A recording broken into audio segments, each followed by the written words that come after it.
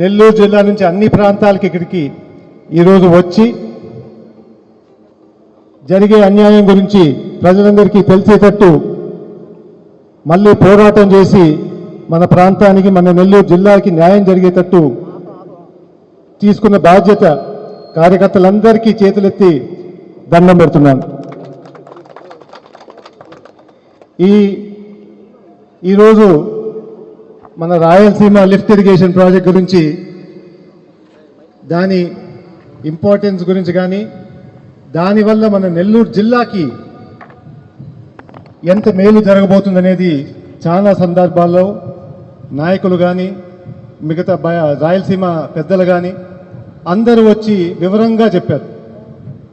ఆ ఒక్క ప్రాజెక్టు వల్ల ఈ ప్రాంతం నెల్లూరు కానీ రాయలసీమ కానీ అతి ముఖ్యంగా ఆత్మకూరులో మెట్ట ప్రాంతాలు మరిపాడు కానీ ఉదయగిరిలో ఉండే మెట్ట ప్రాంతాలకు కానీ ప్రజలందరికీ రాబోయే రోజుల్లో నీళ్లు దక్కే అవకాశం అంటే ఆ లిఫ్ట్ ఇరిగేషన్ ప్రాజెక్ట్ వల్లే అని చెప్పేసి తేల్చి చెప్పారు.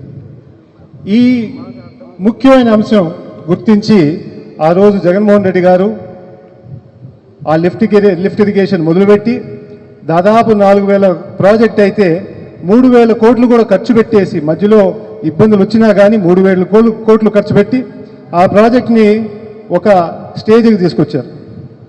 ఈ ప్రభుత్వం వచ్చి రహస్యంగా మాట్లాడి తెలంగాణ సీఎంతో ఏం మాట్లాడారో మనకు తెలియదు. కానీ రేవంత్ రెడ్డి గారు మాత్రం అసెంబ్లీ సాక్షిగా ఈ ప్రాజెక్ట్ అయితే చెయ్యరు అని చెప్పేసి చంద్రబాబు నాకు మాట ఇచ్చారని చెప్పడం జరిగింది. అప్పుడు ఈ నిజం బయటపడింది.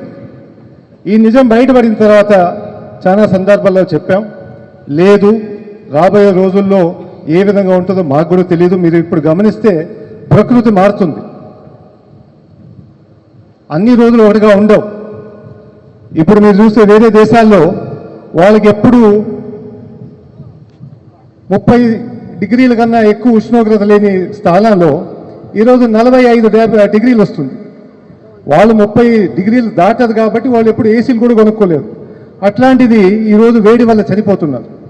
అంటే ఆ ఒక్క ప్రాంతానికే కాదు, మొత్తం అన్ని దేశాల్లో రకరకాలుగా ప్రకృతి మారుతుంది. కాబట్టి ఆ ముందు చూపు పెట్టుకొని మనం కూడా చర్యలు తీసుకొని మన భవిష్యత్తు ఏ విధంగా కాపాడుకోవాలనేది మనం జాగ్రత్త పడాలి. ముఖ్యంగా నీళ్లు, సాగు కానీ తాగు కానీ దీనివల్ల రాబోయే రోజుల్లో యుద్ధాలు కూడా జరిగే అవకాశం ఉంది.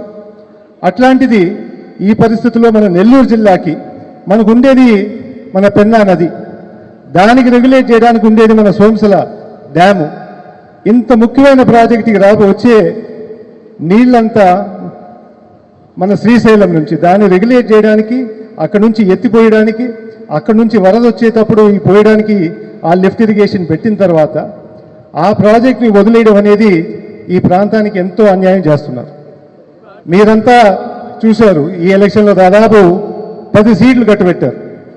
10కి 10 సీట్లు నెల్లూరు జిల్లా వాళ్ళకి ఇస్తే ఇది వాళ్ళు చేసిన న్యాయం.